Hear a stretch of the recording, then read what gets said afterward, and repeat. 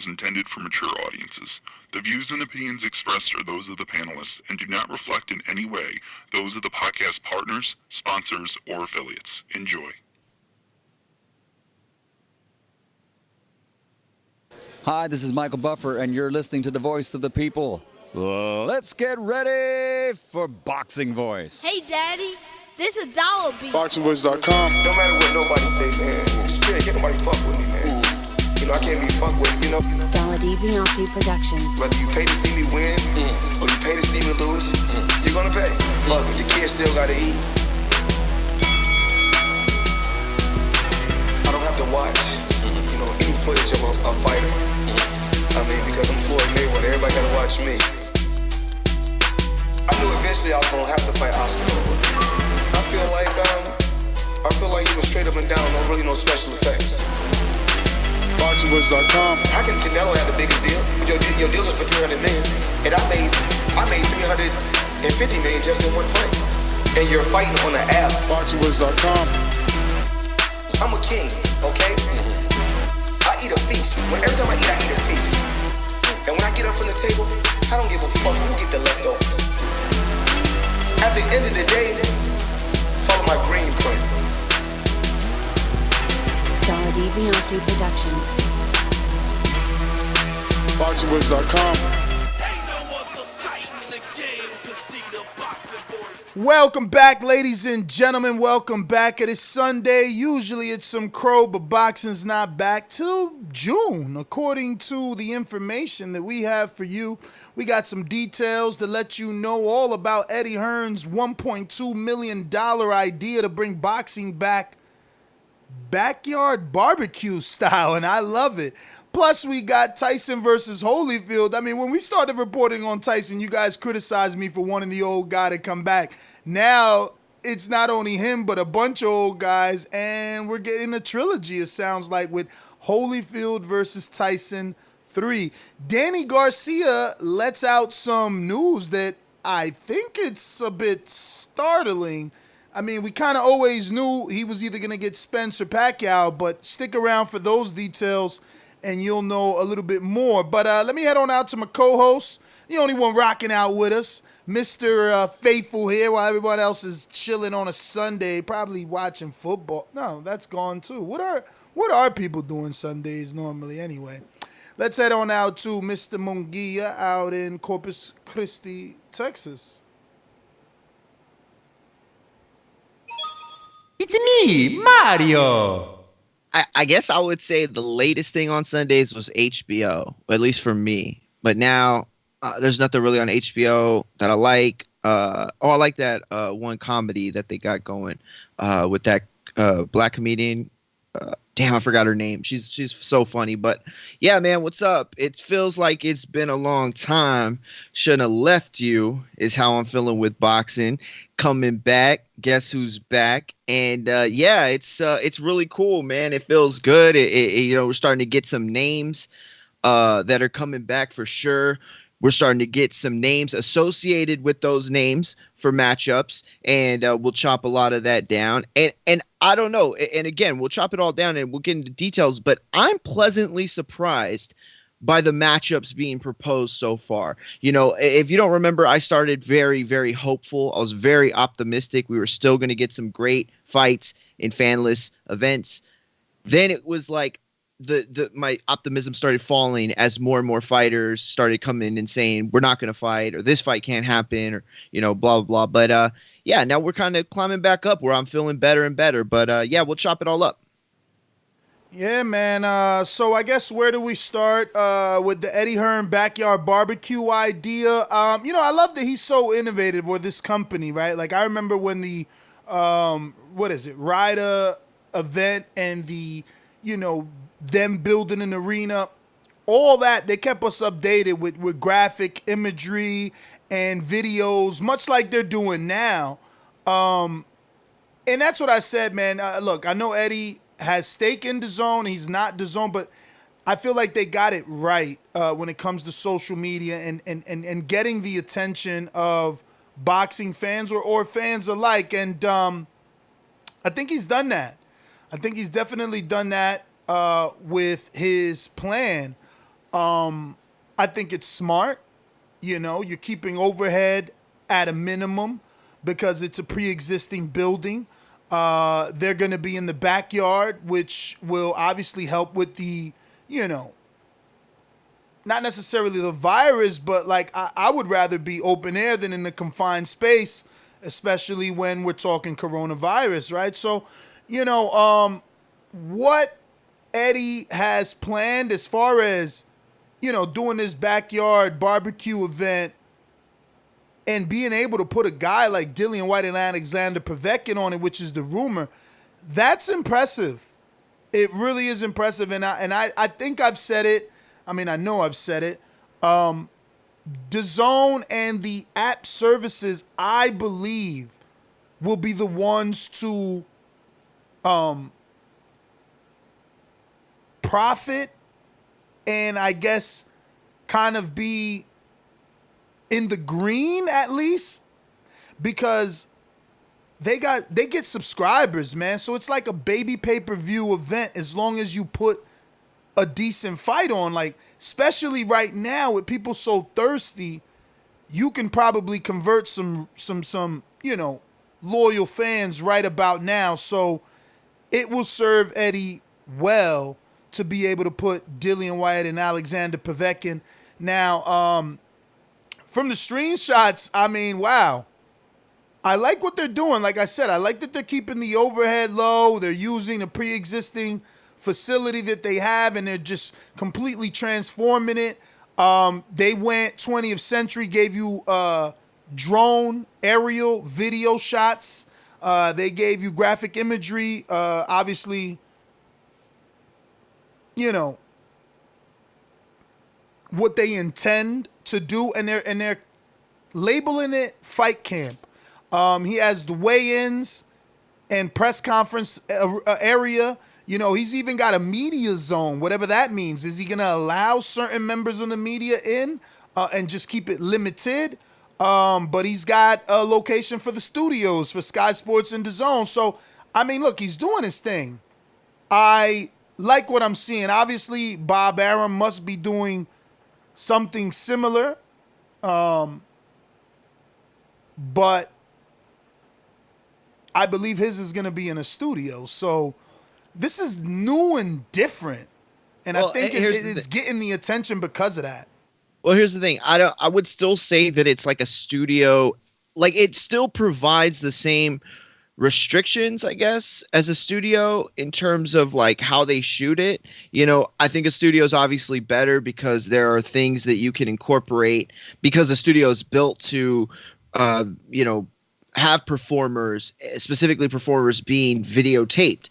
That's the whole point of a studio. So it might not have the luxuries that a studio has in terms of production, but it gives you an ambiance of the, outdoor arena type feel, where it does feel more closer to what we've had in the past. But you're right. The series is called Matchroom Fight Camp, and it will consist of 4 consecutive weekends throughout July and August. So we're talking about mid-July to, from mid to late July into early mid-August. So, right now, one of the fights that they're talking about, as Ness alluded to, is Dillian Whyte, a heavyweight clash between him and Alexander Povetkin, which was scheduled to go on before all this stuff hit with the virus and postponed it. It was going to be called Maximum Violence, if I'm not mistaken, and it was going to be a pay-per-view. Now they're looking to put this on as one of the first few fights in this fight series entitled Matchroom Fight Camp. Another fight that they're talking about is a women's world title fight between Terry Harper and Natasha Jones. And so, those are pretty much the details that we've learned so far. I can't wait. I think that this is exactly what we've been saying for weeks now. These guys are planning something. It's not going to be like we're going to have a dry spell and then they're going to start talking about coming back and things going to move slow. No, these guys this entire time were in a position so that as soon as they got even the hint of a green light, they were ready to take off. Boom. Get things, rolling into production, get things, overall just ready to go, and the fighters have received word, trainers have received word from fighters. Like, we're starting to see all this stuff on social media where fighters are coming out saying, yeah, they're asking me about July, or they're asking me about this opponent or that opponent. And so boxing's back. It's back. It's going to come back, and we're going to have to learn to survive in this new era. Yeah, man. I read that they're going to be outdoors, and he's even going to be doing like fireworks. I heard him say pyro and all this stuff. So, he seems to be pulling all the stops. And like I said, I like that they like to keep us updated. The graphic imagery, I think, sells it. As far as you said Harper, yeah, that doesn't really do it for me. But Whyte, Povetkin, it's all right with me. Gate money and stuff like that, that's for the promoters to deal with. This is television only, so, I think whatever he was going to lose, I'm not saying he's getting it back by using his own home, but he's definitely saving by using his own home. You know what I mean? Like, this is Matchroom headquarters. They call it the Big House, I believe. And the Big House. And it's a big-ass house with a lot of property, a lot of land. But that is going to keep costs down. So, yeah. It's been in a few of the, lead-ups and stuff. You might remember it was in the that wasn't Carl Froch. Damn it, I can't remember. It was a Sky Sports documentary thing they were doing, and the house was featured a lot in it. And so, yeah, it's definitely a big enough property, to hold and host an event. And like I said, I think it also gives you those outdoor feels too. You know what I mean? You've seen fights take place in, ballparks and in outdoor stadiums and, just everywhere, Caesar's Palace type stuff. And, it gives you an ambiance that sometimes you don't get from other closed indoor arenas. So that could definitely be a positive with all this. But you're absolutely right. He's going to save a ton of money like this, being able to host it at his own venue. And obviously they'll probably still have to get like licensing and stuff like that to host, put up rings and, have cranes out there and all that. They'll have to abide by those rules. But essentially, the site fee disappears. And, that's more money in the pockets of fighters, I think, or at least I hope. And so, during this time where everybody's expected to take a pay cut, perhaps this is a series where they're not going to have to, I guess, take as much of pay cut as they normally would. Well, everybody has to do something to keep the ball rolling. You know what I mean? Especially when you hear rumors. I don't know if it's 100% official yet about Top Rank, but they're expected to do a return in June. So you just don't want to be left behind and lose whatever momentum you've built up. And, Matchroom, DAZN, they've been able to make a splash in the last 2 years. Or year, right? Was it 2018 or late 19? I don't even remember. No, we're in 20, so it was 2018. It was right, like the end of the Povetkin stuff. Yeah. End of the year, September time or something. But anyway, the point is, yeah, I love the move, man. I just hope that it isn't just, I guess, a plan. Hopefully it's really going to be put into place and we could expect it to look like, the imagery or better. And we could expect that Dillian Whyte Povetkin fight, because that's still damn good fight to come back to if boxing comes back, and we got that to look forward to in the heavyweight division as early as what are they saying, June or July? For Matchroom or for Top Rank? For Matchroom. For Matchroom, it's July. Yeah, it's it looks like July. It looks like everything in the UK that's done is going to be in July. They have a different, from what I've read, stricter policy heading into June that wouldn't allow this to happen so fast. If I read some of that stuff right, but they are telling, and from according to Hearn, this is all going to be done with the safest approach possible. He's been quoted into saying, we'll be testing up to 100 people for the week, with a cost of 25 to 30,000 euros. No, wait, that's pounds. So, that's definitely a step in the right direction. That's what you want to be hearing because, while it's important to keep the momentum, like you said, from an economic standpoint, it's also important to have these fights go off without a hitch. Once a fighter or anybody, and knock on wood, contract something or it could be a disaster for every single, show. And forget boxing. It's devastating for everybody. MMA, baseball, in any way this happens, that's going to be terrible. And so these promoters have to do everything they can to ensure that those kinds of incidents don't happen by keeping, rigorous testing going on. And, that's going to cost and it's going to eat into everybody's pocket. But ultimately, like you said, it's about building momentum. And so, if everybody were to just wait until the economy comes back, you can't just turn it on. These promoters can't just turn everything back on. The amount of preparation that goes into an event.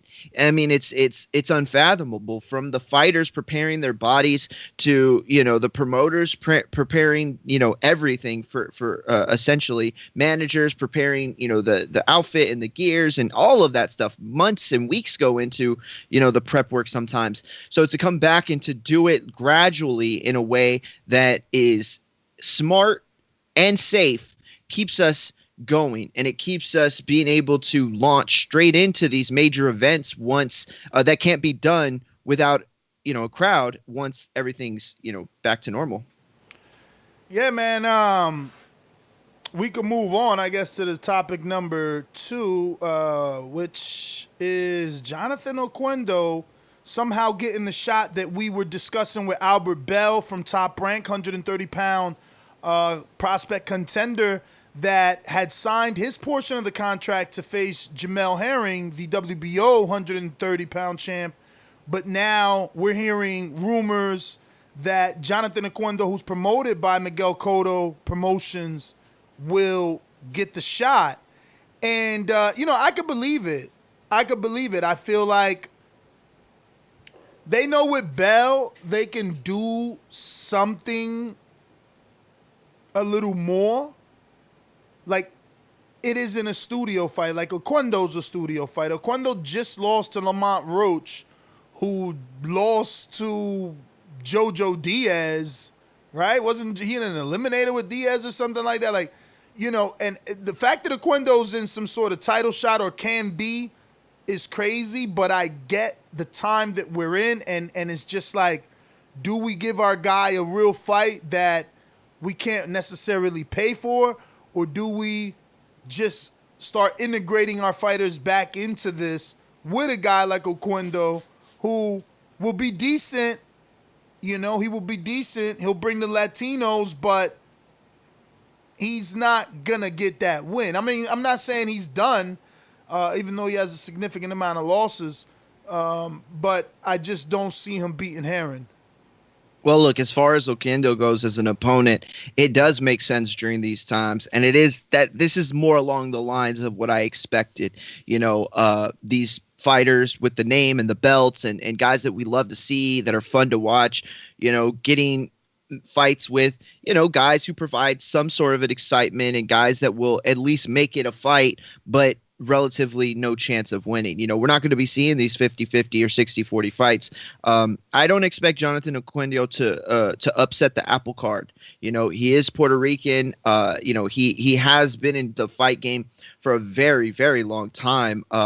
If I'm not mistaken, he debuted in 2004. Yes, 2004. And so He has over 15 years in the sport. And, he's coming off of a win against Charles Huerta. Before that, though, he was coming off of a loss to Lamont Roach. And before that, he was riding a 4-fight win streak. So, and if you look at his career, he's only lost to guys like Jesus Cuellar. You got Abner Mares. He's lost to Wilfredo Vasquez Jr. So these are names that, we recognize, the names that have earned enough respect to know that, that doesn't mean you're a terrible fighter because you lost to the likes of Cuellar and the likes of Abner Mares. At the same time, he did beat Johnny Gonzalez. He did beat Johnny Gonzalez, and that was a tough out at that time. Some people might say he was a little older, fine, but Johnny Gonzalez has always been a tough fight. This fight is being discussed for July 2nd, though. Keep in mind, Johnny is the only guy to stop Mares. He knocked out Mares. If we're talking about the same Jonathan Gonzalez, right? Yes. Johnny Gonzalez, the guy who upsetted the apple card when they were trying to make the what fight was it? It was I can't remember what fight it was, but he was supposed to go in there and lose. He ended up getting the win. That was against Abner Mares. You're right. He knocked out Abner Mares like the second round. Because they were trying to set up Abner Mares and someone else.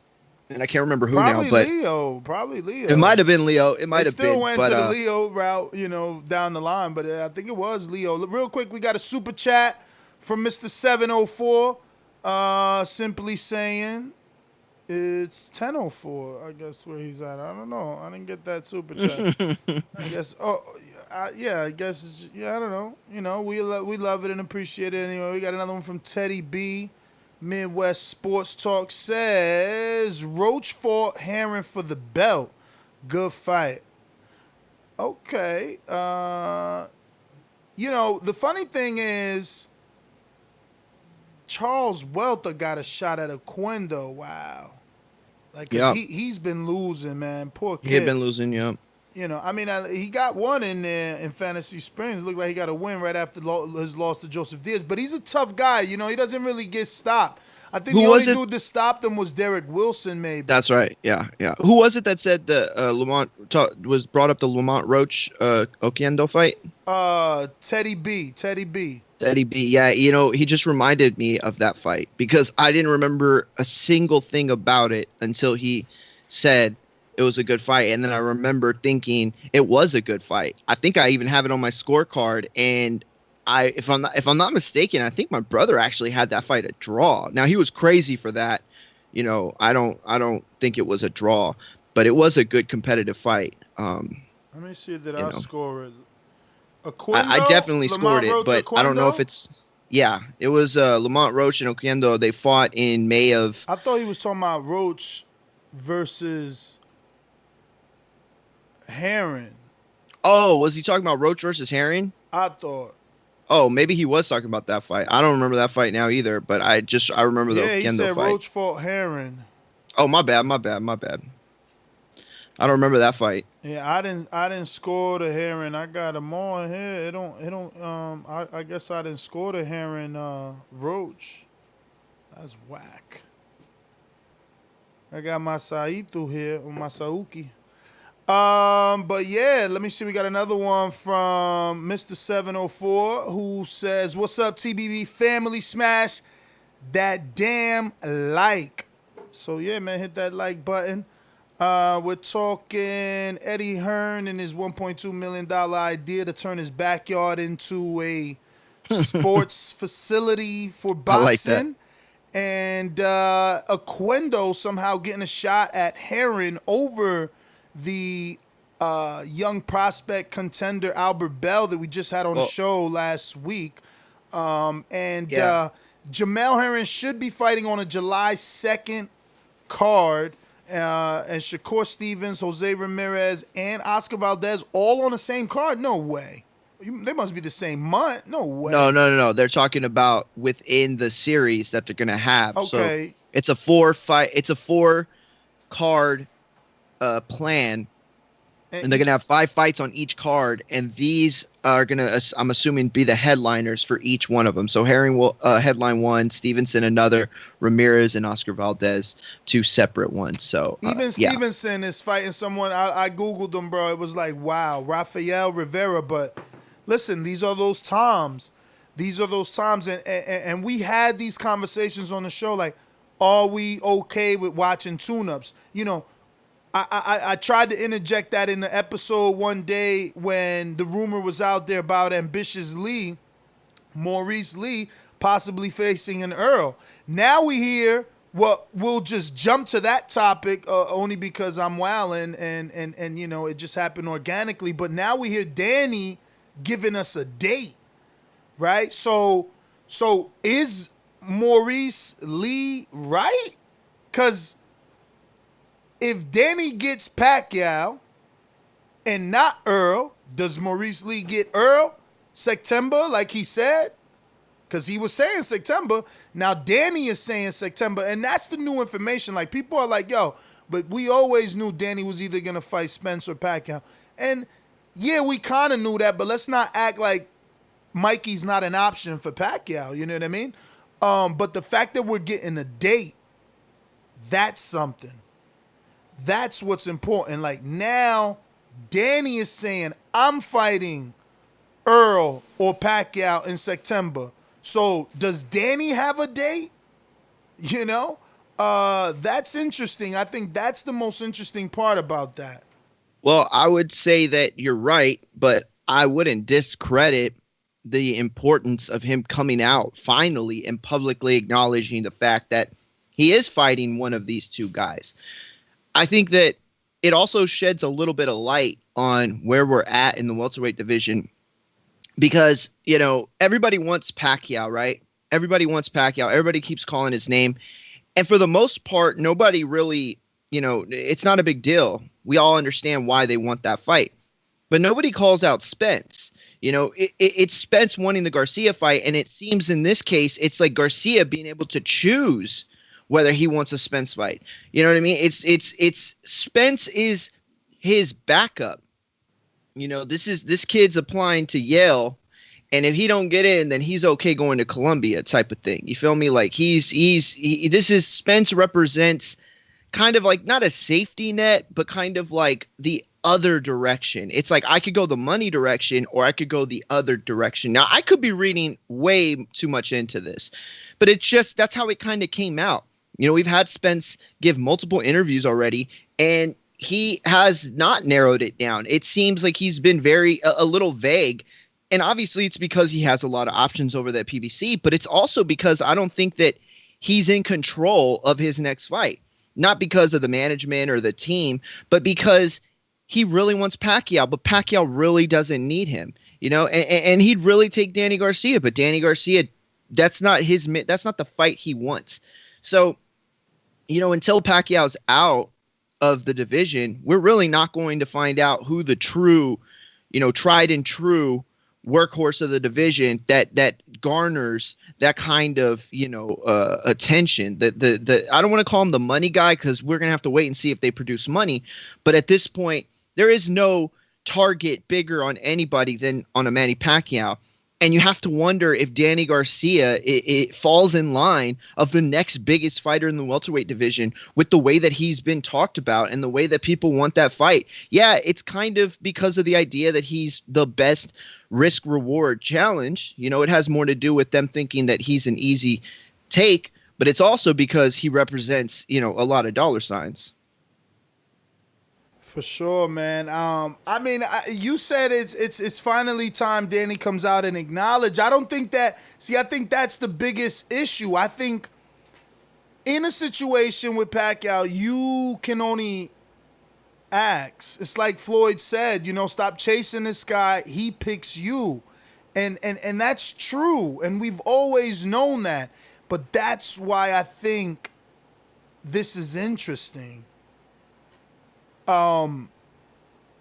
It's just, I don't even know really how to explain what it is that I'm feeling, because it's like, how could he know the date before Pacquiao? Or how could he know the date before Earl? Right? Like, he's saying, I'm fighting either one of them in September, and that's just strange to me when, you know, no disrespect to Danny, but he's the B-side in those fights. So why would Al, who I'm sure he has a great relationships with, you know, they've only, or you check my Angel interviews, and Angel only speaks highly of Al. Unlike some that can't get him on the phone, I don't think that's an issue for them. But is he that loved that as the B-side, he's like, bro, you're fighting regardless in September? It's either Pacquiao or Earl. Like, that don't even make sense, right? It should be the other way around. That's the point that I was that I was making, is like, it's so weird the way that this kind of unfolded, you know, and it would probably be less weird if this interview came like 2 months ago. But since the COVID season, you know, and people giving interviews, you know, you've had other fighters come out and mention his name as a desired direction to go. And he's always been one or two on people's list. You know, you have Crawford, you know, calling him out. You have Spence saying he really wants to fight him. You know, he's definitely on the Pacquiao short list, which at this point, I think he's ahead of Earl, to be honest with you. And so it makes you wonder, like, how he does know that the fight's in September. Now, obviously, it could have been a thing where Pacquiao's agreed to September. So they say, Danny, you know, you're either going to fight Earl or Pacquiao. You know, we already have the September date locked down for that fight for Pacquiao, you know, assuming he doesn't choose Earl and he chooses you. Like, it could have been a situation like that. But to say that Danny gets that, to say it the way he says it, it's like that's Danny's card. You know what I mean? Just like you were saying. So that's what's weird about it. That's what makes me feel like Danny is in a much different situation than he's perceived throughout the rankings. Like, you think of Danny and you don't necessarily think of the top 3 best in the division. You know, does he belong in there? Sure. You know, would he give anybody in the top 3 a good fight? Definitely.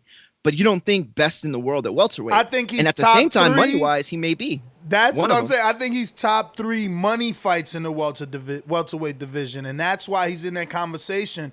But someone said in the chat, I'm sorry, Mr. Bet says something about, this is just Danny waffling. I guess that's some UK stuff for like clout chasing or building up the fight. But the problem with that is, how could he do that with 2 guys and say that he's fighting in September? I mean, look, I'm not going to spend much more time on it because we have to just see what's going to come from it.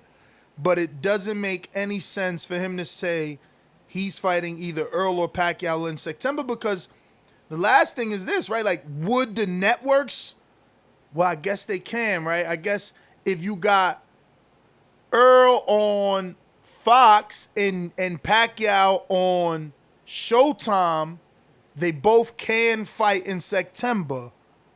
But will they? You get it? Did you hear that? I didn't get that. What? So he's saying, I'm fighting Earl or Pacquiao in September. Uh-huh. And we're thinking to ourselves, how is the B-side, you know, saying when he's fighting? So I guess the only logical answer is Earl's fighting on Fox, right? And Pacquiao's fighting on Showtime in September. Both of them. Oh, good call. Yo, damn, I wish we would have talked about this before the show, because now I feel like a moron. Yep, you're right. That's exactly what it is. But wait, don't feel bad because... It could be. No. Wait, don't feel bad because I was saying, and you didn't hear me, would they even do that? Like, would they put 2 bangs in 1 month? Like, that's 2 big names. And actually, that's, you know, probably 4 big names, because if Pacquiao fights, that means he's fighting who? Mikey? If Earl's really fighting Danny? And if Danny's fighting Pacquiao... But see, this goes back to your original premise. If Earl's fighting, if it's Maurice Lee for free on Fox, if for free on Fox, then they absolutely would do that. Damn. So then, but here's the problem with that though. See, if he ends up getting the Spence fight, then they wouldn't do the Pacquiao fight because it would be Garcia, Spence, Pacquiao, and Mikey. Let me ask you, you know, we need to get Lou on this show. Would a pay-per-view promotion be cheaper now since it's COVID and there's no press conferences? You ain't flying no one around. It's just all digital promotion. Can you still sell Mikey Pacquiao in September on pay-per-view? Real quick before you answer that, we got a super chat from TJ that says, just because y'all on my YouTube, Hashtag Porter versus Bud. But then that's the second one because he said something else that I didn't get to say earlier, right? I thought he said something else. Second one about what? I guess not. No, I thought he sent another super chat because I felt got you. I thought I read something else. Let me see. Just because y'all on my I thought he wrote something like Bud and Porter both want Spence. That must got buried. Let me look for it over here. But yeah, man, that's the only logical answer I could come up with is that both guys have a September date, different networks, and that's why he's so cocky. Yeah, he did have another one. TJ with another super chat. He says, Porter and Bud want Spence. Hashtag Porter versus Bud. Showtime. Yeah, man, I want that. He Porter said versus Porter Bud. and Bud both want Spence. Yes. See, I think Porter would rather have Danny Garcia, to be honest with you. Just from the few conversations that I've heard from him, to me that fight makes more sense for him coming off of this. Now, I'm not saying that he'd rather fight him in the hierarchy of boxing. I'm saying with this current situation going on, I think that's a fight that we could expect more than all the other ones that are talked about. You know what I mean? The other ones that are talked about, I feel like they're just a bit too big or way too big to happen without a crowd. That one I feel it's a big fight, but I don't know if it crosses that threshold of not being able to happen during these times, which, by the way, I keep forgetting to tell you, you know, that you can't say the virus's name on here anymore, right? Stop playing. I've already seen 9 people come out saying that their videos are being taken down because the name comes out within the first 10-20 minutes or something like that. Wow. I meant to send it to you. So, you know, we talked about that stuff earlier. That might exactly be why what's been happening. So, yeah, don't try just to say virus from now on. Yeah, no, they're getting very crazy over here with the YouTube. But I mean, I don't know, man. I don't know whatever happened to freedom of speech, I tell you. But yeah, man. We're moving on to, I guess, the trilogy, man. The trilogy. This is, you know, I don't know that I'm Your dream excited. Come true? No, because I don't. Yeah, right. Honestly, you didn't hear me asking for no Evander. Like, I didn't. What? I wasn't. Are you serious? I wasn't asking for Bro, Evander. You made me feel like the biggest jerk in the world because you were like, you can't see the marketing capabilities of that fight and how big it would be. And you were right. I was wrong. Is that real though? I didn't even research this because I feel like the poster itself. Let me show y'all the poster. Look at. Wait, are you talking about? They look so old, like. But they're saying in Saudi Arabia, July 11th. This has to be fake, right? Like Tyson Holyfield 3 in Saudi. Nah, I don't think it's real. It better not be, but. They're talking about these two guys. Would Saudi pay the money for it? Jeez Louise. Yo, the fact that Holyfield has two. First of all, they should not be doing this because Holyfield's terms are worse than like, you know, one of the weekend rap battles, bro. I mean, no, really. He said no knockouts. He said what? He said no knockouts. You would have to Google it. How can you put that in the rules? Bruh, because obviously he wants you not to go hard. It's just like when you go sparring. It's like, yo, we working. That's it. What do you mean no knockouts? Like, that doesn't make any sense. Like, you can't knock each other out, Mario. How does that make sense? That's like saying you can't hit a home run in baseball. Like, I can't control. Once you throw the pitch, I'm going to do my best to hit it. Once there's a face in front of me, the object is to hit that face.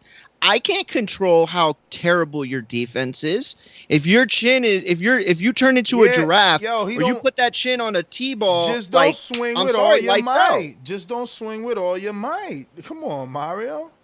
What you mean? That's Mike Tyson. Does he know any other way to swing? I heard that he actually accidentally hit Ed Helms in one of their takes in what was that movie called? What was it called? The one with Mike Tyson, the comedy. where they're in Vegas. No clue. Are you serious? You don't remember? Oh my God! You know why? Because I'm So Googling the terms. I'm trying to get you all the terms because I read this a few days ago. Like Evander's out here. Wow. The Hangover 3. Remember he hits Ed Helms in the Hangover 3. I heard he accidentally touched him, like barely touched him, and Ed was like, seeing the light already. Like that's what I've heard. Could not be true. May be true. Probably is somewhat true. But yeah, man, I don't see how that man could dial the notch back. Like, then that's not Tyson. Then I'm not paying for what you got. Like, I'm not gonna pay for Mark McGuire to hit T-ball. I'm not gonna pay for Michael Jordan to come back in a basketball game and y'all say he can't dunk. Like, nah, man, chill.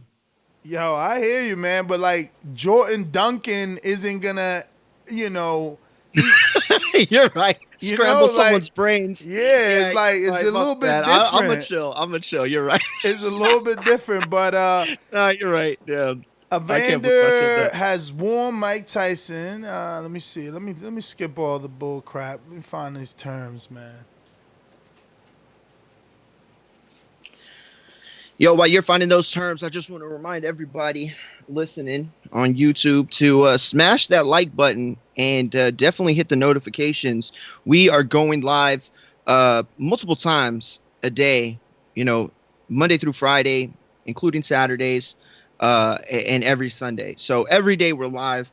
But other than Sunday, we go live multiple times a day, and you never know when we're going to go on. You never know what topic we're going to, get, and you definitely don't know what guests we're going to get because we have scheduled, and then we have some of those that, let's call up so-and-so and see if he wants to talk about what's going on right now, and we've been doing that for the last couple weeks. Definitely, I can tell that people have been appreciating that. Yo. So definitely hit the like, definitely hit the notification, definitely hit the subscribe button, and come over to Patreon, where we have Untitled, where you have the chance to see all the Border Wars footage that's up.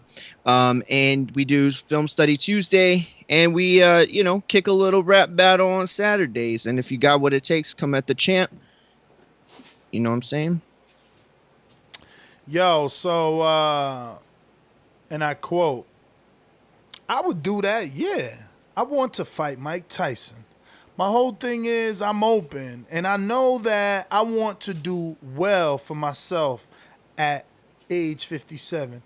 I can definitely handle him, but Mike would have to want to do this as well.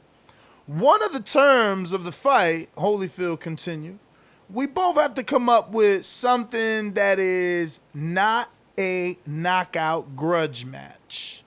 It's not about who can beat who, but to show people we were some of the greatest fighters in our era, and we've come together as men to do something for others. I don't have anything against Mike personally. The thing is, I think it would be good for the sport, and even though boxing is a rough sport, we can show people we can come together. If we do this fight, it would be great. I can shoot the jab. I can still shoot the jab.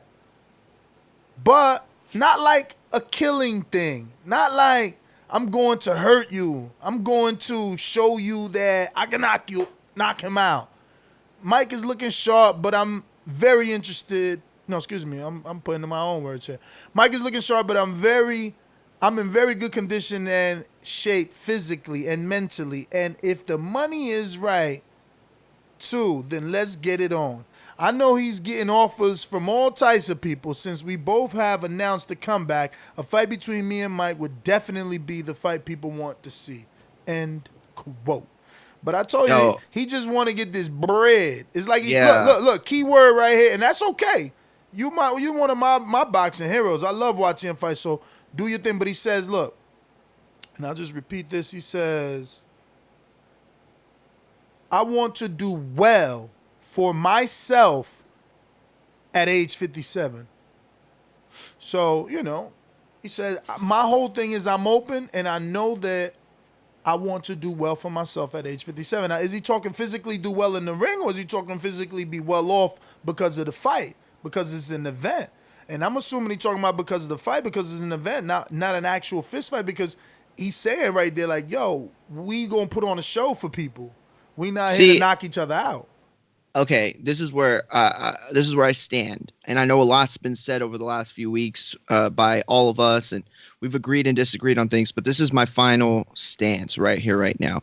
If it is an exhibition fight for charity, then by all means, let's all just, it's a cool day, it's a cool night, it's a cool event to just chill, watch these two dudes who we all admire and who we were all fans of, and who produce some of the greatest moments in the history of the sport, and have them come together and do something during one of the scariest times in modern history, in humankind, that's affecting not just a certain country or certain people, but all of us. That's great. Let's do it. Let's get that bread up. I will donate to the cause. Absolutely. But if this is a fight where, essentially they're getting paid and they're taking, it's take home money, that's a little different for me. You know what I'm saying? Because I don't want to see these guys get their brains scrambled. When, I was talking that crap a little while ago and, I was kind of being funny about it. But as soon as you reminded me, I was, I realized, whoa, I don't want to see Mike Tyson looks dangerous still, very dangerous. And he could hurt somebody. Absolutely. And I don't want to see that. But if we're not going to see that, then what are we watching at this point? If they're getting paid like professional fighters, when we don't expect the same thing from Spence and Crawford. We don't expect the same things from AJ and Fury or Fury and Wilder. So I don't know. To hold back, it's like, then what are we watching at the end of the day? What is this? Like, I don't know what it's for. Like he said in the quote, it's not about who beats who, but isn't it? Like, isn't that what it's about? Not like, on this level, though. Not on this level, because when Shaq fought Oscar, you wasn't expecting nobody to win, and you didn't care who won. And I think that's what he's trying to say. Like, I don't know. We just putting on a show for y'all. Okay, if you come at it from that angle, I guess. But again, Shaq and Oscar weren't really paid for the fight. Shaq was paid to do the show. They could have done anything. And he did do a lot of things. He did baseball. He did, I think, football, soccer. So he did a lot of things. He got paid to do those. This is paying two men to get in there and fight. That's what they're talking about. That's a comeback. Anything else, and it's, essentially glorified sparring.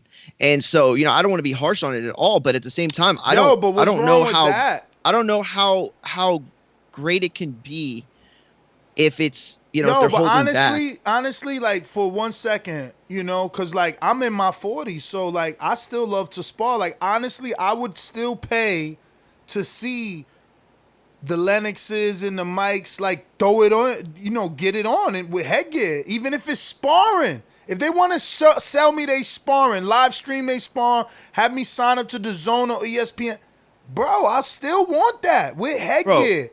Listen, you know I'm fronting. You know that I'm a degenerate when it comes to boxing. I'm fronting right now. I pay for it. I'm going to watch it. I'm not missing it. When I say the things that I'm saying, I'm talking about, whether or not this can be a success. I'm talking about whether it would garner interest from, the millions upon millions of people that, shared and liked Tyson's post, or the millions of people that saw the original fight. Listen, millions of casual boxing fans that know Mike and Evander don't follow boxing websites like you and I that could find out that Evander said, yo, I'm going to shoot the jab and we shouldn't knock each other out. Like, they still going to sell it. It's still going to be sold digitally and whatever they could do in person to build up the fight. Real quick, we got a super chat from Trenton Jones. You guys, I think our keyword this week has been cryptic. And Trenton is very cryptic in his messages. 160 in a month, bruh? That's insane price. 50 each? I don't even know what he means. What is he talking about? He's talking about the money of a pay-per-view going from 80 to 40. That's essentially $50 with tax, I guess I'm assuming he's saying. So then if it's 4 fights, that's 200. Nope, that doesn't make any sense either. I have no idea then. I thought he was referring to the pay-per-views. No, you're right. I think you're right. He's saying 160.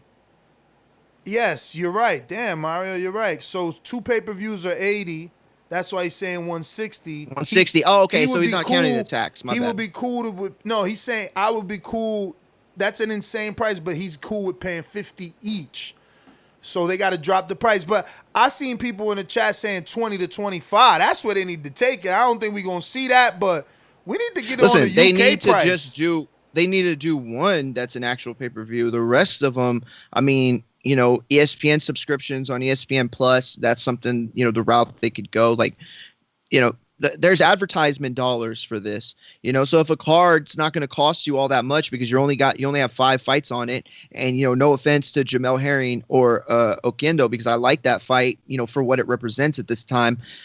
It's not the most expensive fight to put on. You know, that fight could be free. I don't think. And as far as Eddie Hearn, yeah, you look at the Dillian Whyte fight, and that's definitely something that was already going to be on pay-per-view, so it still could be on pay-per-view. But the rest of the cards, I don't know. I don't think we're going to have to worry about 4 pay-per-views in a row. I don't think they would, you know, go out on that limb. But I definitely see, like, UFC this week. You know, they had a pay-per-view last Saturday, right? Then this past week, they had an ESPN Plus fight. And then yesterday, they had a fight that was accessible for free on ESPN. I think it was accessible. I mean, I saw it on the app, so I'm not sure if it was free. Speaking of accessible fights, did you catch the 2 Floyd's fights on Showtime? I saw one of them. I got to see one of them. I watched the end of the Maidana. Yeah, yo, that's the one I saw. Damn, man, why are cliches so true? What? What do you mean? Yes, bro. Yes. Miss me when I'm gone. You gonna miss me when I'm gone. Gotcha. You know, like anything that's fucking relates to that, bro. Jesus, the way he could just, yo, you think about who Maidana fought and how he pounded dudes like Josecito, who just had a good, decent back and forth fight with Keith. You know, guys like Broner, who to this day still hasn't been in a fight as tough as that one. And Floyd could just like back up. Yo, hands down on Maidana in that first fight, bro. Hands down. No, you're right.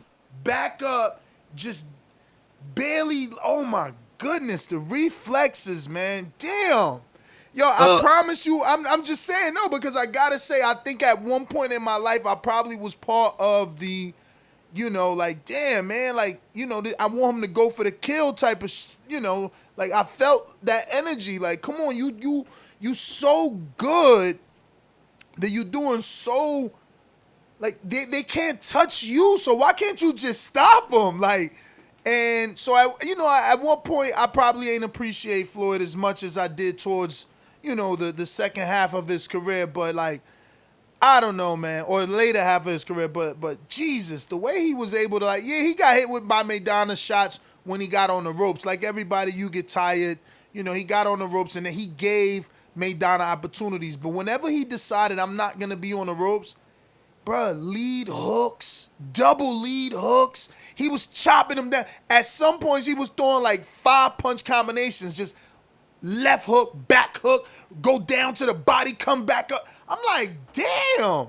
You know, he did lack power, man, because he was landing some straight right hands on Maidana. It's like, damn, bro, put him down already. But you still got to appreciate that greatness. Sheesh. And then the McGregor fight, I watched that one. I rolled into it because, like I said, I caught the end of the Maidana. I'm like, fuck it, let me watch the McGregor anyway. And, bruh, that's my second time watching it. I never watched it again since the live. So it was still, it was better watching it the second time again. It's like, damn, miss him when he gone. And it's like, yo, he really walking this dude down. Like, you could see him high guard. Floyd never fought like that. High guard, just taking mad shots. You know, not taking them like on his face, on his gloves. He's just making McGregor work. 6th round? Damn. He was letting right hands go, man. Yo, I miss Floyd, man. We need somebody like that. I mean, Shakur gonna be like that. Shakur looks very, very sharp.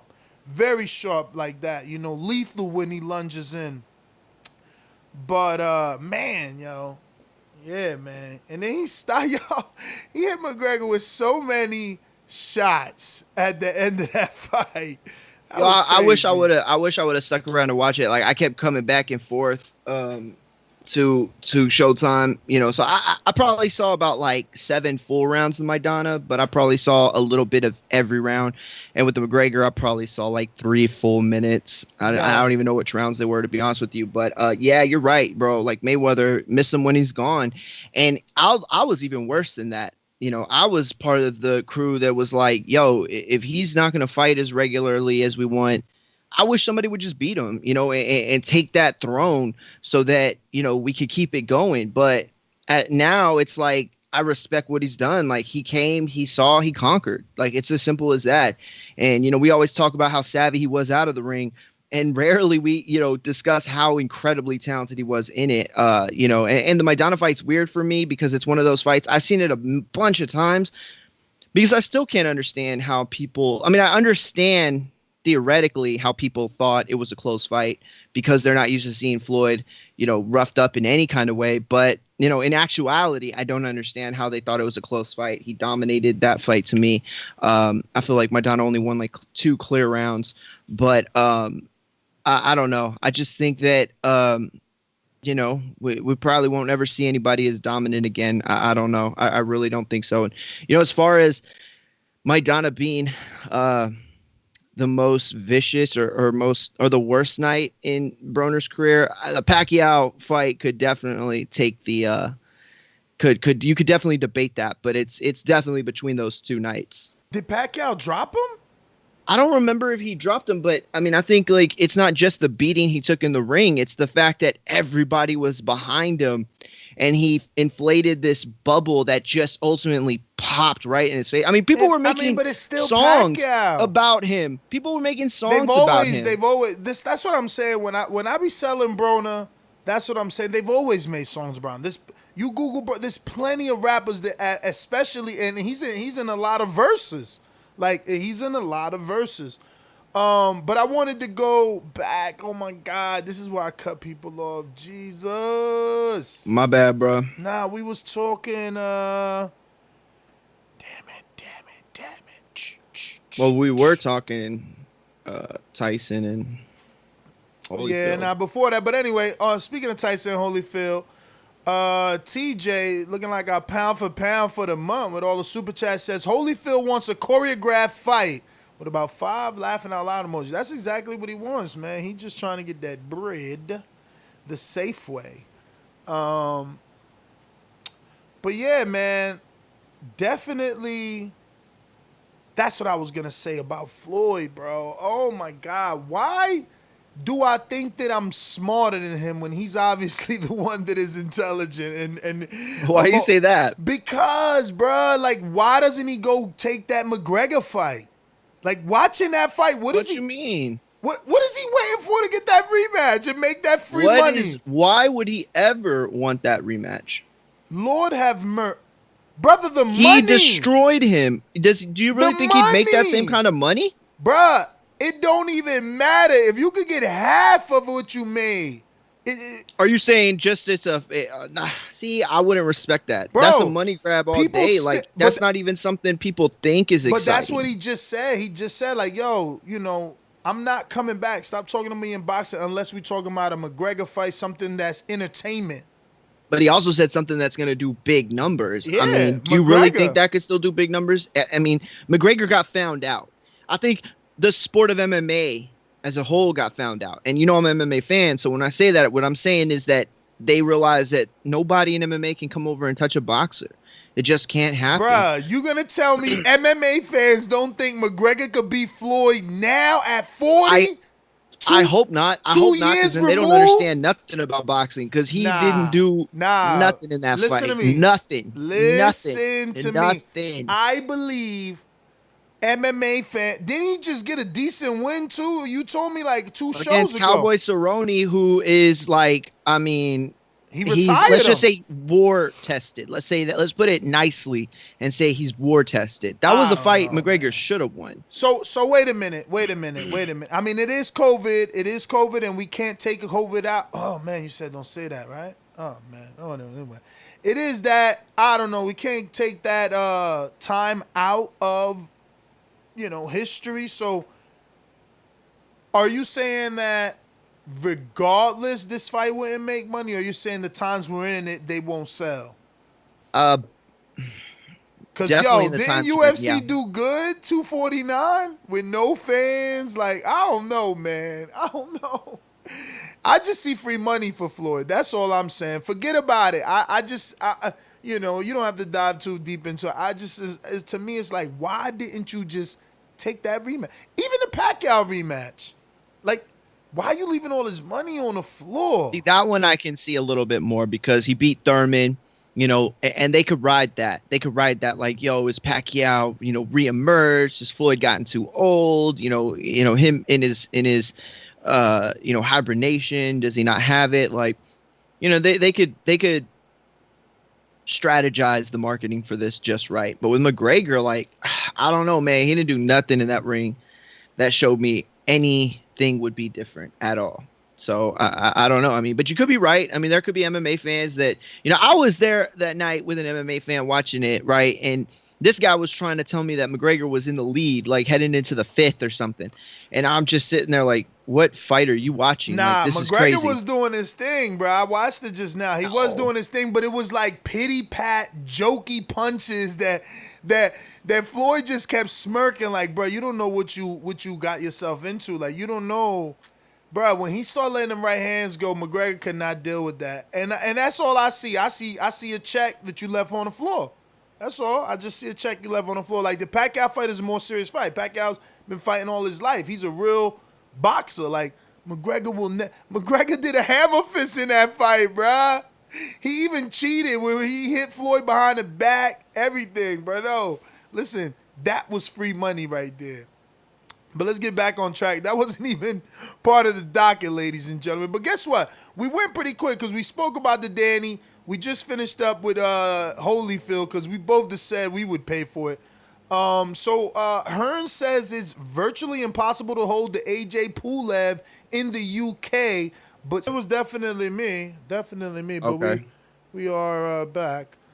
Okay. Well, yeah. You know, you called for the notes because we are through with our topics, and yeah, he says it's virtually impossible to hold AJ-Pulev in the UK, but he sees the fight happening between September and November, and that's from all the talk that I'm hearing. It seems like the UK could get there faster in terms of allowing fans into an arena. I know London, for one, is I mean, they're some people predicting that they could be without any new cases in the next couple weeks.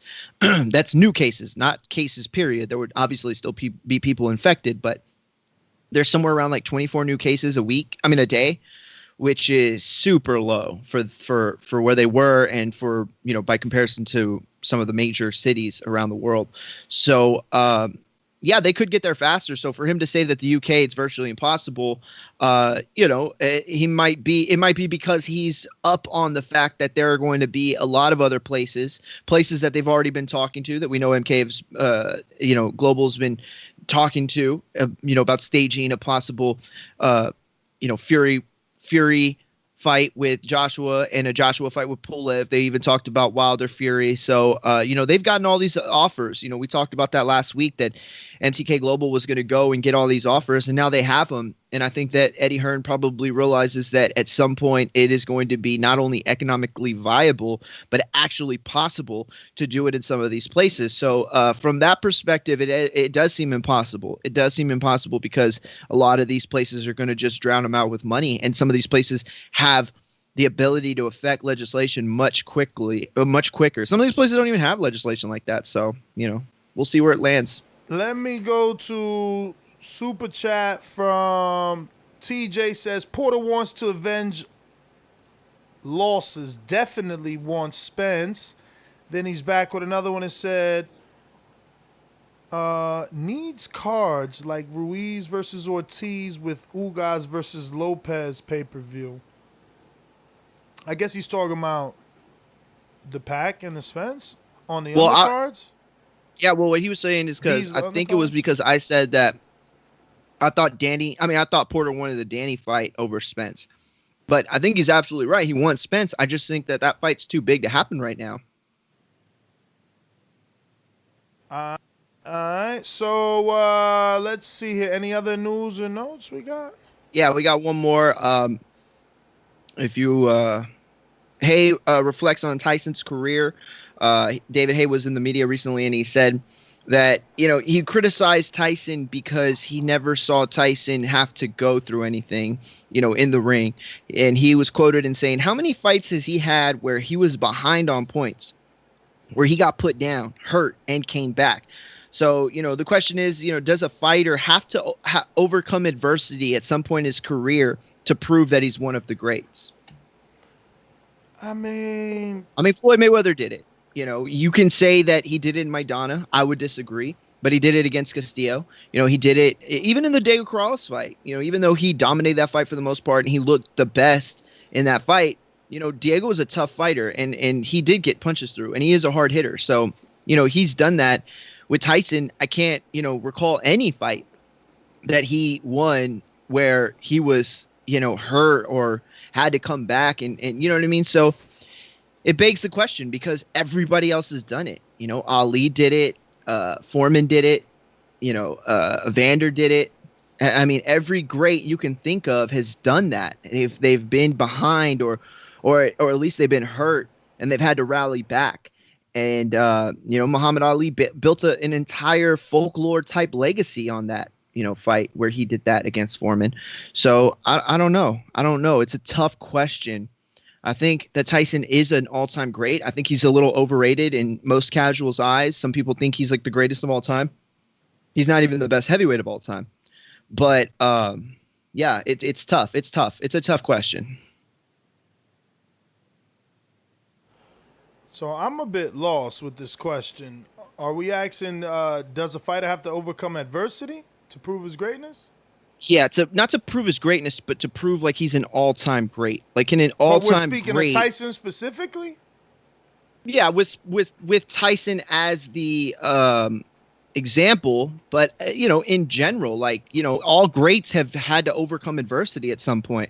And I might be leaving somebody off the list that, completely dominated everybody, but I really don't think I am. I think that you could at least point to every fighter and say, well, there was a fight where he was hit a lot and, he won or he got hurt or he got dropped and he came back, whether it's a round or whether it's half the fight, whether it's an entire fight and he got it in the last round, we've seen these fighters overcome, Deontay Wilder, whether you scored that fight for him or not, and I didn't, he still, I thought was losing a fight, came back, knocked Tyson Fury down. And what did Tyson Fury do? He came back too, and he, survived the round, which in and of itself is impressive. So, the greats do come back. The greats do have it in them to rise over adversity. And for Mike Tyson to have never shown it, is it a fair question to say that, to question his greatness because we never saw him do it? It's a double-edged sword because you could say, well, he was so good that he dominated in his wins, but it's also kind of like, well, okay, but against the fights that really meant something where he was down, did he ever come back and win? I don't even think it matters. When you're Tyson, you're like the Mike of boxing, You're just like Jordan's like the Mike of basketball. It's like, his record is like you said, he's overrated. He's overrated. He hasn't done what other heavyweights have done, and he'll always get that love because he brought a different life to the division, man. He brought what boxing is supposed to be. He brought what MMA fans seek in MMA, you know what I mean? Like that straight up carnage. You knew somebody was getting destroyed in the Mike Tyson fight, man. And the beauty about that is that you didn't care who he was fighting. I know I didn't. I was a young kid. I didn't care. It was just Tyson's fight. I didn't even know any other fighters but Tyson when I was that age. So man, bro, I had the Mike Tyson punch. I was talking about that in a Border Wars chat earlier, or like a day ago, bro. Like I even had the power glove, man. Like when they were talking about the video games. Yeah, Tyson transcended, man. Like it don't even matter what he did or didn't do in the ring. He is the Jordan of boxing. Like Ali is in a different category. Like he's always gonna be the GOAT, but like Mike is Mike. You know what I'm saying? You see how powerful he was, bro. He got us talking about him again, about fighting at 53. That's Yeah, how I hear you. popular he I is. definitely hear you. Like, I wouldn't go as far as to call him the Michael Jordan of boxing because, What? Michael Jordan was the top of the top, and he Bro, still could be I considered get the it. greatest Yeah, of all but you go on time. stats. You go on But in stats. terms, See? yeah. That's what I'm saying. Like, that's where I would draw the line. But you're talking in terms of commercial appeal. You're talking about the Commercial brand and what that like, brand is. touching with the people though. Like, yo, the song fits for both. I want to be like Mike, man. Everybody wanted. Yo, Mike was Yeah, that but that's dude. my point. Is it? Yeah, you're absolutely right. He touched with the people, but it's not like in a sense where we related. It was like in a sense where that's what we aspired for. Like everybody wanted to be like Michael Jordan because Michael Jordan had this brand and it was just greatness. It was just the best. Like that's what it was. With Tyson, it was kind of the same, but it also had this ferocity about it. It was like you were scared of that man. Like if there was any fighter when I was a kid that would scare me coming in the ring, it was Tyson. I saw him and I'm like, yo, he's mad. Like he's mad. Like he looks like my parents when they're pissed off at me. Like he is absolutely mad. At 7 years old, that dude scared me. You know what I'm saying? And so that's what I'm trying to say is like he had that kind of brand that was meaningful and resonated, but it was more like you wanted to like be like him, like you said, you wanted to aspire to that. But yeah, man, listen, I rock some Jordans all the time. Like I always got Jordan. Like Jordan was a huge inspiration on everybody in my age group. And Mike Tyson was too. So I feel you there. But, as I got smarter about boxing, the more I watched, the more I understood, the more that I learned, I realized that, yeah, Tyson was definitely severely flawed in reality. And, back to he wasn't. Even though I saw somebody on my timeline say that Michael Jordan was the most overrated basketball player of all time. But, they just troll like that. They just want to get retweeted all the time. And somebody said Hove was the worst rapper of the last like 20 years. It's like, what? You're just saying that so we'd retweet you. Like, go get out of here. Yeah, man. I don't know, man. I mean, we definitely on different sides of it. Like I still think that he's that influential. He's bigger than boxing, and yeah, man. It is what it is, though. Let's open up these phone lines, see what the people think. Those that are rocking out with us, the number to call in, 1-425-569-5241. Press 1 one time, voice your opinion right here on the Voice of the People hotline. We got the Danny Garcia, obviously mentioning that September he's back in action with either Spence or Pacquiao. Then we got Holyfield Tyson, and the fact that it looks like they're going to be fighting. And, we spoke about Holyfield's crazy terms. We'll see what Tyson agrees to. Jonathan Oquendo making news, man. I mean, I don't even know when's the last time we talked about Oquendo, especially as a topic. But some way, somehow, he's hopped right over Albert Bell, who we had on the show this week, and was supposed to fight Jamel Herring, who's trained by Brian Bomac McIntyre, Terrence Crawford's trainer. So we were looking forward to that Bell fight, and now I definitely was be getting Oquendo as a fill-in. But then we're talking Eddie Hearn and his $1 million idea to turn his backyard into the new Matchroom Boxing, I guess, studio, as Mario called it. They said it's not a studio. I don't know. I guess live arena? No, it's not a studio. It's not. That's what I was saying earlier. No, what I mean is the different fans, from a like the studio. listener said it's not a studio. Yeah. Oh, yeah. My bad. Yeah. No, it's definitely not a studio. And that's what I like about it is that, to watch these studio fights, it's going to look like a lot of these fights are happening in the same place. You know what I mean? Like it's only so much you can do with a studio that size in terms of producing boxing. So it'll be nice to have like an outdoor type of feel and be cool. All right. What is 773? Is that Chicago?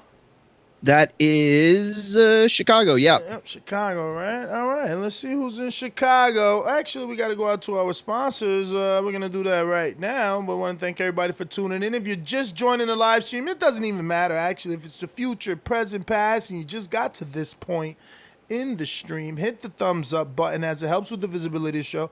Take it a step further and make sure you hit that notification bell so you get the notification every time we go live, because if you do not hit that, you just won't get notified. Then you're like, wait, is this live? And we're like, yeah, it was live 2 days ago. So, yeah.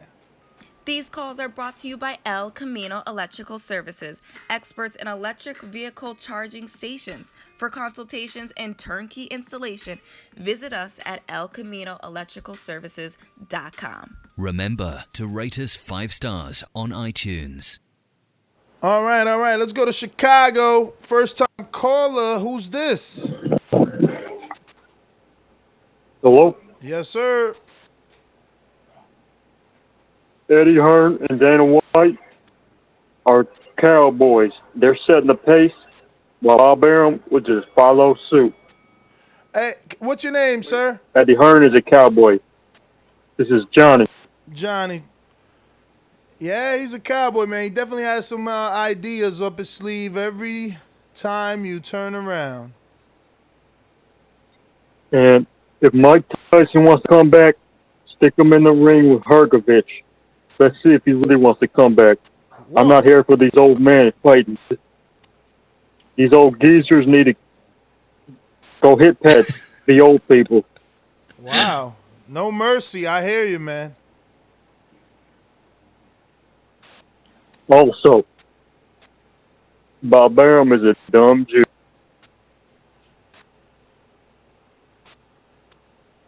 All right. Yeah, that was Brandon a good call right up until then.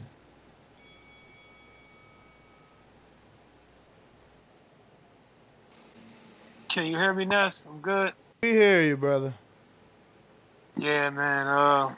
Decent show tonight. Not too many, topics. I know it's a struggle with everything going on to find good topics. As far as Danny, I think he loses to either guy. I give him a better chance of beating, Pac-Man at this point than beating Errol. I don't give him, about any chance to beat Errol Spence, car accident or not. I just think it's a bad matchup for him. So I think he'll get the Errol Spence. I think he'll get the Errol Spence fight, but I think he'll have a better chance against Pac-Man. I think Pac-Man's gonna fight Mikey, in my opinion. So, once he loses this fight, I think this will be his introduction into, gatekeeper status. So I hope he gets a decent check because that'll probably be the last big one he gets. Other than that, the Mike Tyson Holyfield 3, like I said, I'm not really into gimmick fights and stuff like that. So not too interested in it. So other than that, that's pretty much all I got. Killed the good work. All right, champ. I'm gonna hold you to that. Not interested in gimmick fights when they try to give us Kell Brook versus Crawford. Idris, talk to us. Yo, what's good? What up? What's the talk, man? Danny Garcia. A little bit of everything. You want me to come back to you so you can hear some of the callers? He wants to rematch, innit? No. Danny wants. He says he's either getting Spence or Pacquiao in September. He's not gonna win none of them. Do you know he needs to do the Adrian Broner thing? Just take on the Broners, the Mikey Garcias, make that money because you're not winning a world title again, man. I don't believe that, man. I don't even see him beating Furman. He needs to fight Mikey Garcia, Adrian Broner, Emma Khan again, Lamont Peterson in Philly or something. Just get that money. Don't you think? I mean, I don't know. I agree, but at the same time, like Pacquiao Garcia, I don't know. Pacquiao I don't think is deserves to be in the ring with all these killers back to back to back. I think him Pacquiao and Danny's a fun Garcia, fight. Say again. I'm sorry. Pacquiao will hurt Garcia. Spence will hurt Garcia. Porter, I think, will beat him more convincingly, and Furman. I think he just needs to, take on Broners and the Mikey Garcias of this world, because that way he doesn't. I don't think he loses too much credibility, because I think he kind of beats both of them. He's on that kind of level with them in the welterweight. At the same time, it's a money, and none of them can hurt him. I think he's in that transition, man. I think is he old he's turned pro a long time ago, didn't he? Even though he's young, he's one of them kind of guys. He's young at age, but he's been doing this thing for so long. I'm sorry. Go ahead. I'm so sorry. Yeah, he's been doing this thing for so long. You're right. I remember watching him in school, when Furman and that was even nobodies. Do you know what I mean? And he was taking people out. So I think he needs to be at that. I think what he deserves is the money fights. Give him the Mikey Garcias and the Bronas. I don't see him being world champion again. Yeah, that's so. Wait, you were in what? Like, I mean, you weren't in. You were talking about you're in college or high school when Danny was fighting.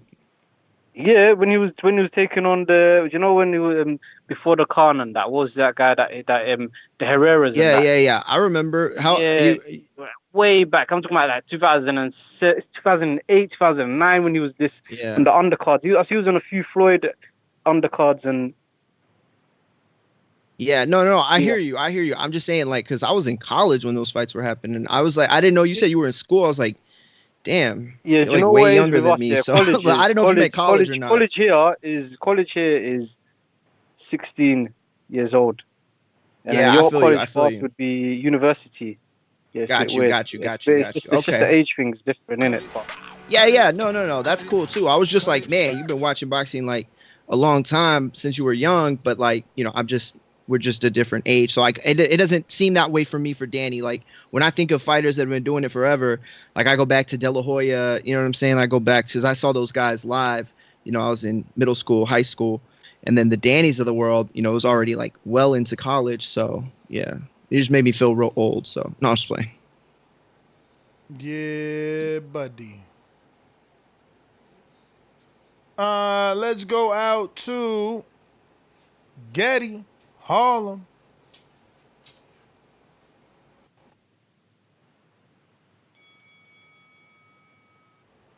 Getty going once. We going out to JT. So interesting that you come across like a nice guy, but you're really a piece of shit. Hey, that comment. No, that was a piece of fuck you. That was a piece of shit. You know, we're doing live TV. Man, I don't care. What's going to do about it? I'm killing this mother. Why do you have to talk like that? Well, I'm talking to you the way I want to talk to you. You have a problem? Turn off your station. I'm the best ever. Yeah, what's up, y'all? How y'all been? What up? Doing good, man. Yeah, nah, man. Danny Garcia, if he had his pick, he'd take the Pacquiao fight. But Pacquiao, I agree with Brandon. I think Pacquiao will probably take Mikey Garcia because I don't see Pacquiao beating Danny Garcia or Errol Spence at this point. But if he had to pick out the two, he'd take the Pacquiao fight. But if not, he's gonna fight Errol. I think Errol still beats Danny Garcia. I think Danny Garcia knocks out Pacquiao. The Mike Tyson versus Holyfield, I wouldn't mind seeing that fight. I mean, it's older guys and stuff like that. I'll pay to see Mike Tyson. I think I'll take Mike Tyson this time against Holyfield. Because I think he had more damage than Mike Tyson. What's the other fight y'all was talking about? Oh, that was it. It was Tyson Holyfield. Yeah, Tyson Holyfield. I just said that one. I just said that. I said I'd take Tyson to beat Holyfield. I wouldn't mind seeing that fight because I think Holyfield. Go ahead. What else? Go ahead, Mario. It was Whyte and Povetkin coming back to start the Matchroom series with Eddie Hearn. Yeah. Oh, I don't even care about that fight. I mean, I'm waiting to see Whyte just get knocked out by somebody because I feel like he's not a top fighter. I give Povetkin more respect than him. But that's all I got. But, shout out to y'all, man. Y'all keep doing y'all thing. All right, champ. Wow, he don't like Povetkin. Thanks, JT. White. I know. I like that fight. Yeah, me too. I was going to ask him, too, like, yo, during COVID, that's not like something you think like, whoa, that's way better than we thought we were going to get. Nah, I mean, I think it's significant because, like Hunter didn't knock out Povetkin. So it'll be great. It was a good fight. It was a good fight. Yeah. No, look, I thought Hunter won, but it would be good to see what Dillian White does. Let's go out to New Jersey. Just like the king is what I mean. The king is what I mean.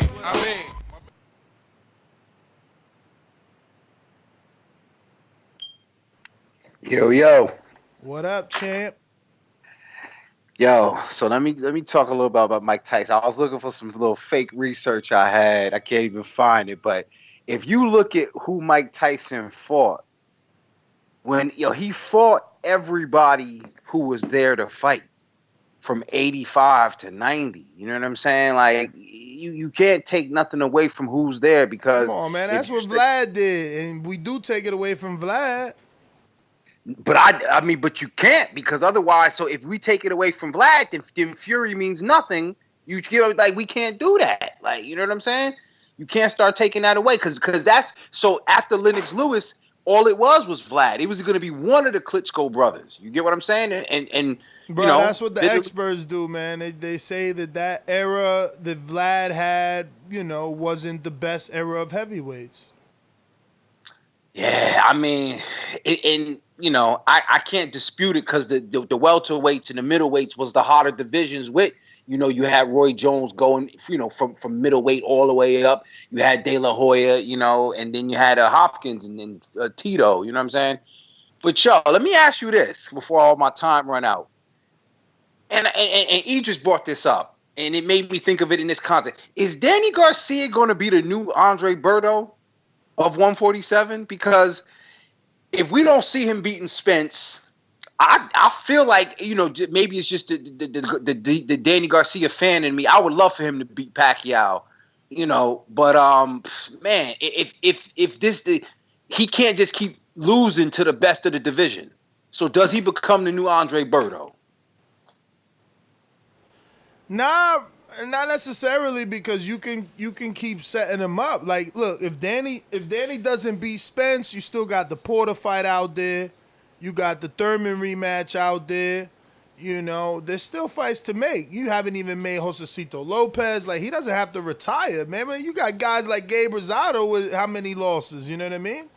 Well, no, not retirement, but Jonathan Oquendo about to get a title shot versus Herring right now. And he got like Boots. 6 losses.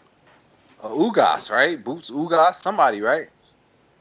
Yeah, I mean, Ugas also got like 4 losses. Nah. That's I just don't want to start getting down on DSG. You know, I don't like the way they throw his resume under the bus, and I don't want to feel like I'm advocating too hard though. But I'm a big fan of Danny. I don't want him to be relegated. I hear you, champ. Me neither, man. That's what I'm saying. I think he's still got plenty of value and plenty of fights to win out there. Yeah, man. Listen, great show as always, man. Love what y'all doing, man. We'll be back at it tomorrow, man. Y'all fellas be good.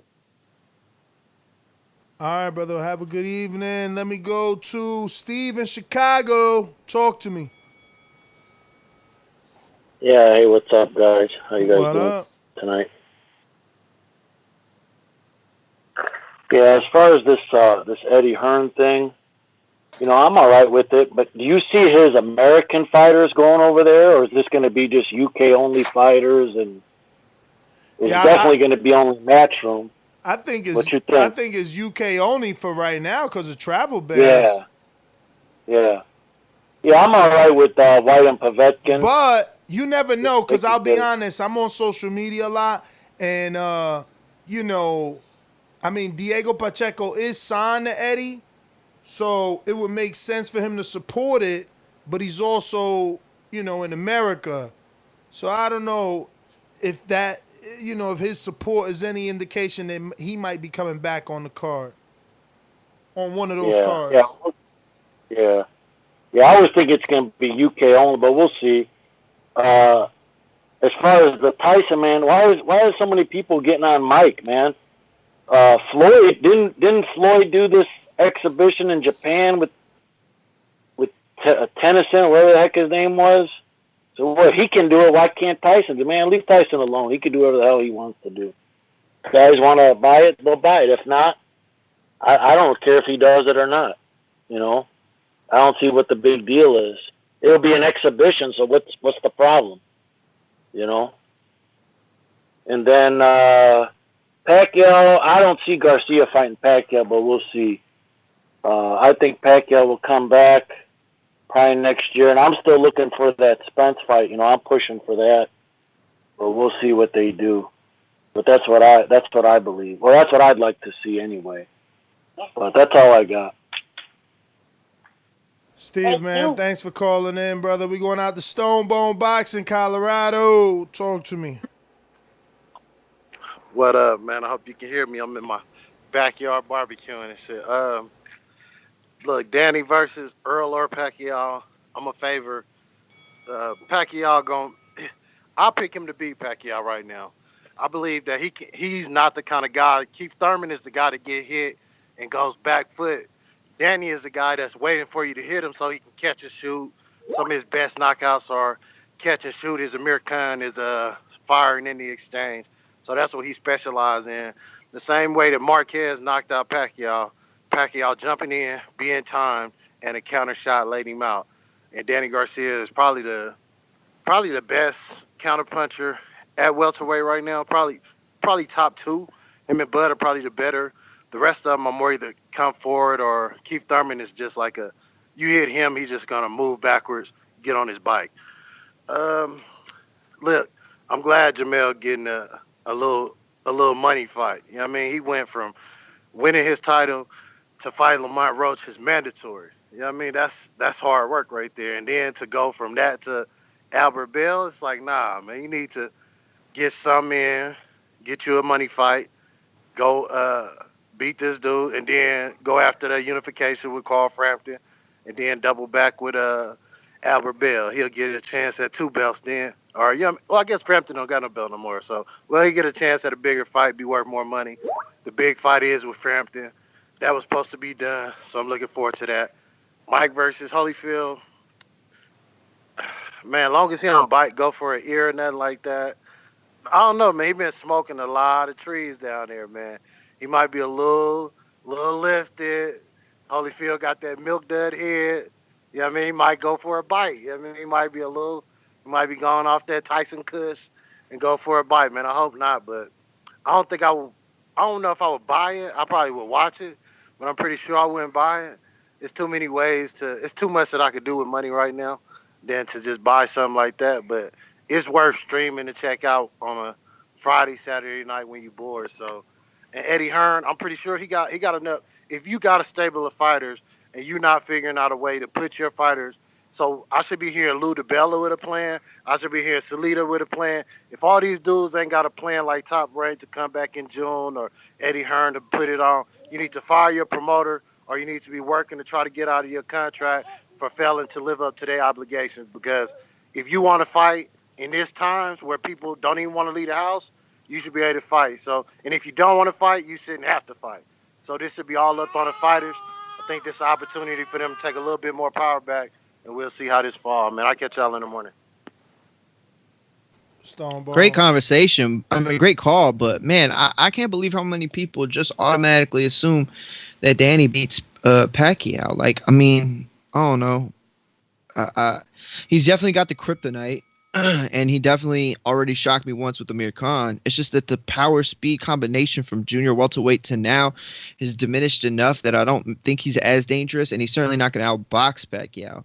So, and I don't even think he one punches Pacquiao. I don't think he can. Yeah, that's what I'm saying. I don't think he can hurt Pacquiao like the way he hurt Khan to the point where he can finish it and get a stoppage. But like, who knows? I could be wrong because I mean he hurt, smaller dudes, and Pacquiao is a smaller dude, right? Like he hurt a Red Catch and the Brios and stuff like that. But let me get to Troy in Baltimore. What up? Yes, sir. Sirs, how are you? How am I sounding? Good? You're good. You're Great. good, and I am good. Thanks for asking. Yeah. Yeah, Mario, you need to relax, man. The man already said he's doing charitable fights. It's not about coming out and going all crazy. We talking about Tyson. Yeah. Cool. I'm good with that. We got this saying in Jamaica called "cool your foot." Cool your foot. He's doing charity. He's doing charity. He's just doing charity, man. And go watch him when he did the charity bout with Corey Saunders from out of Mitchellville. The good brother, man. I used to work with him. He's just doing charity. Holyfield's gonna, huh? Oh, I said that's what's up. Yeah, Holyfield's gonna come back, and he's basically saying that I want to get paid because me and Mike are friends, because they are friends. That's all. That's all it is, man. Ain't nothing good. And if you I say we should. I don't feel like standing in line waiting to go at you, Mario. We should go right now. Give me 30 seconds, and me and you go right now. What? You hear this guy? Nope. Man, shoot your shot. You know, You got time on your call left. Go for it. Nah, go ahead and go first, Mario, man. Youth before youth before wisdom. That ain't how it works, champ. Yes, sir. That ain't how it works. You either want to shoot your shot or you want to not. You don't get to All right, man. dictate terms. All right, man. All right. I'm a poet, so I ain't got no flows. I just need to ask Mario a question, man. Sound like you write a lot of your rhymes. Is that true? Oh, man. Sound like you write a lot of your. You went from boxing to No. If you gonna let me go, let me go. No, because you went gonna let from me boxing to asking them to battle You to gonna let now me go? you want to interview him. You gonna let me go?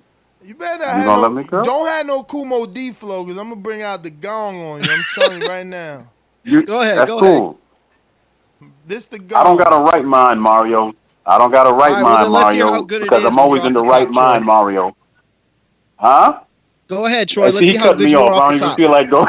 He cut me off. I don't even feel like going no more. The truth is, man, I'm not ready. I'm just messing with you, but go ahead. Truth is, I'm not ready right now, but I'm definitely gonna be ready. It's been a while, man. It's been a while, but I know I can spank you when the time comes. You know. All right, man. Whenever that time comes, I promise you I'll be ready. I'm gonna spank you and I'm gonna cut that damn blasted mustache, man. I can't stand it. You look like a broke. Nah, man. You look like a broke, a pizza driver or something, man. You just. Yo, man, go ahead and write some bars, man, because you made a fool of yourself. I don't need to write, man. It comes to mind. It's just that it's all vibe with me. It's all vibe and energy with me. It's all vibe. Hey. Real quick, man. Real quick. I don't know if you're gonna let me do it, but I'm co-hosting the show. With who? Hello? What? Raphael Dawkins, man. Your good friend, man. What do you mean? You want to co-host the show with him? Yo, you want to co-host? I guess you're going to have to do like a on-demand show, and then, you could get that little feature. You'll be on here with us. Test it out. Oh, look who's in the building. Okay. Who? Ladies and gentlemen, I'd like to introduce to you a young fella, and he comes from the Magnolia.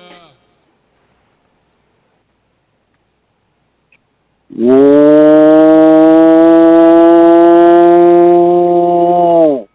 What's happening, you heard me? What up? Man, see, bro. First and foremost, I want to send a shout out to everybody in TBV land. You know what I'm saying? I went on my hiatus. I had to go hibernate. It's the summertime now, you hear me? And no bag out, you know what I'm saying? I'm back out here in the woods running around like, you know what I'm saying? I'm on the hunt. I'm hearing the show. You know what I'm saying? It sounds like a nice little vibe and everything, bro. It sounds like y'all need a shot of adrenaline right quick, you hear me? And check this out. Say, Mario, I've been hearing a lot of shit about this Freestyle Friday thing, dog. And I heard my dog Stanley fucked you up like twice. So I'm trying to see like how that's gonna go down on the third rip. Like y'all doing a trilogy or what? Like you hear me? That's what I heard. I ain't hear. That's just what I heard in the background. You hear me? Nah, man. Oh, okay. Anno, why don't you go check them out? Yeah, go check them out as soon as we're done here. I'm gonna go check them out. I'm gonna go check them out. You did, but I heard you got fucked up. You hear me? Really? Oh man. Okay. Well, you go listen and you tell me. All right. I want you to report back to me and let me know. I'm gonna go check it out. You dig? You know what I'm saying? I'm definitely gonna do that. I got a lot of catching up to do. You know what I'm saying? I ain't been in the boxing world lately. Like, so y'all might have to like brush me up. I've been hearing about the Mike Tyson. You know that shit popping up on Instagram, everything. Oh, that's cool. Like, you know what I'm saying? I fuck with Mike. Him and Holyfield. I look at that like this. You know how you got Babyface and you got these dudes doing like the little challenges and shit. That's entertaining us right now. So that's how I look at the Mike Tyson, Holyfield. That's just entertainment. We on quarantine.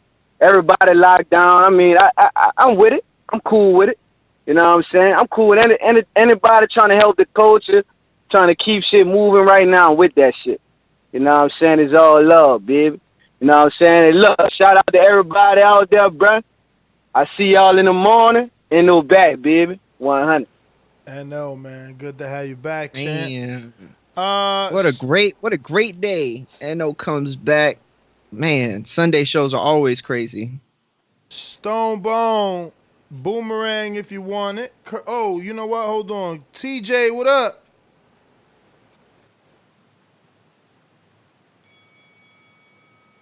TJ just listening? I guess that's why he do all the super chats. He listen. Oh, all Hello? right. You there? Yo, yeah, I'm Uh, here. what's up? What's up? Y'all be missing all the super chats, dog. Y'all need some help realizing when they come up there, like they don't pop up on Let me at a good time. I didn't see him. What? I got to all of them. Unless Yeah, I No, you thought did. Let me With your high refresh. self, bro. The last one we did was the Ortiz one. Let me see. Ortiz. Bro, I didn't see any more than the ones Nah, you he read. got 2 more since then. He said Oh Brandon. shit, my bad. Oh yeah, I seen this one. I put it up on the screen. I just ain't say it. I put it up there though. The Brandon, he slid that one in on you. Yeah, that's when I said when Yo, we that was was talking hilarious, Bud. bro. Yeah, we was talking Bud. You don't like gimmick fights. Let me find out about Kell Brook and Bud, bro. I started getting weak. Yeah, nah, cause you know they gonna build it up later if they do give us that. And let me see, the next one is stop saying the word, just call it the 19th. The 19th, Oh, you the got to, man, because they 19th. really taking people's stuff out down like that. I meant to Really? tell I y'all that in the cannot chat. They were believe taking a that. whole Yeah, bunch of right. people's stuff down. That's crazy. Yeah, man. They took our stuff off That's what I Vlad TV, heard. bro. They taking it down. Damn, good looking. Thank you for That's crazy, man. I mean, I just don't understand cause, how cause I they have wasn't sure, changed like their for sure. policies like from one day to the next, bro. Well, they got No. an But see, that's algorithm, man. They listen to your videos and they found out like if you just say it, they like yeah. automatically. They got It's like not an a news source. algorithm. Don't use Like it.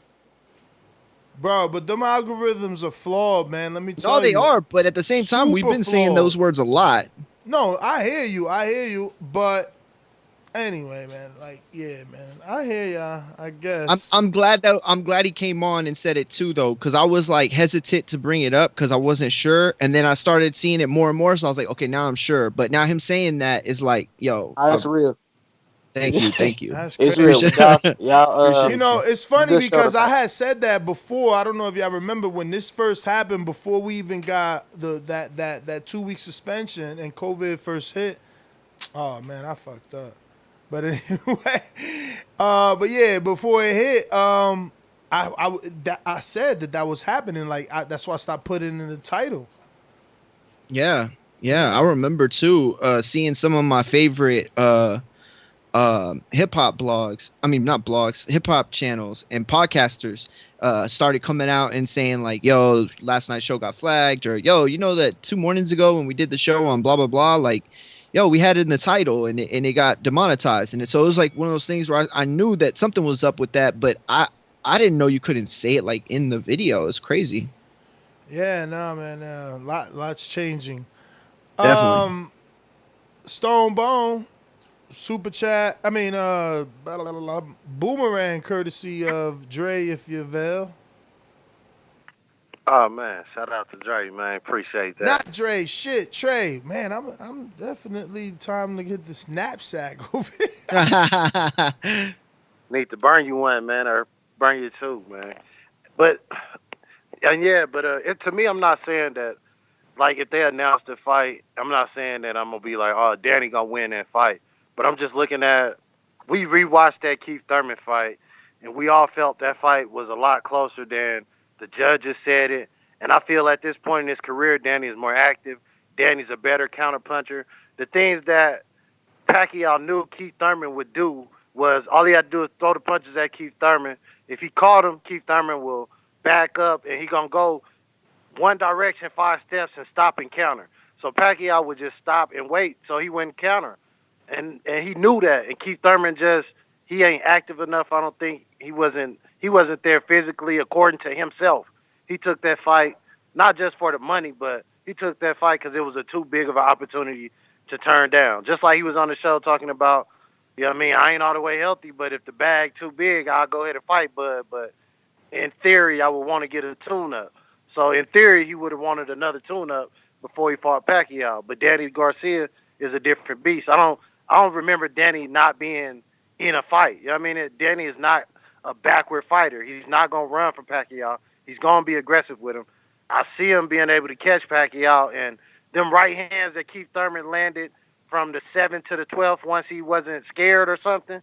We all rescored that together. Keith was landing flush right hands on Pacquiao from round 7 to 12. He even stunned Pacquiao a few times, but maybe he just didn't have a pop to hurt him. I think Danny's way more accurate. He's flat-footed, so he's gonna deliver the shot with way more power. So I'm leaning towards Danny in that fight. Now that I'm thinking more about it, when they first said it, I was thinking, Pacquiao gonna put hands on Danny. But when I just think of the guy that just fought Keith Thurman, I'm gonna pick Danny to beat that dude. I pick Danny to beat him. I'm picking Bud to stop him and Earl to stop Pacquiao. I don't think he physically there to be able to keep up with guys that want it like that. I think Keith Thurman wanted that check more than he wanted Pacquiao's name. And I think Danny want his. He done lost. He ain't got nothing to lose. Pacquiao know that, and I don't think he gonna fight him. So you're gonna get Earl versus Danny. But I don't know if the finances are right to give us that fight right now. So we might not see neither one of those. You might see Danny versus Josecito or something. And we might get Earl versus Maurice in the studio. And shout out to Shakur, man, for getting that bag. Shakur is doing what he's supposed to do, man. Stay on their neck. Get another fight. Don't be waiting for these dudes. Don't take no stupid fights. Go on and collect your $500,000 at the door.